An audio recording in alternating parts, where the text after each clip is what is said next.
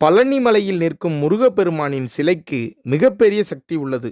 இந்த கோவில் சிலையில் செவ்வாய் கிரகத்தின் நேரடி பார்வை விழுகிறது. நவ கிரகங்களின் சக்தியை கொடுக்கும் நவபாஷாணத்தால் 18 சித்தர்களில் ஒருவரான போகர் சித்தரால் இந்த சிலை உருவாக்கப்பட்டது.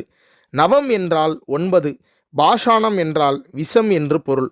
நவபாஷாணம் என்பது 9 வகையான விஷங்களை சித்தர்கள் முறைப்படி கட்டுவதாகும். இது சித்தர்களால் மட்டுமே சாத்தியம். 2800 வருடங்களுக்கு முன்பு இந்த சிலை உருவாக்கப்பட்டது. தமிழ்நாட்டில் 3 நவபாஷான சிலைகள் உள்ளன. பழனி மலைக்கோவில், கொடைக்கானல் அருகே உள்ள பூம்பாறை, மற்றொன்று தேவிப்பட்டினம்.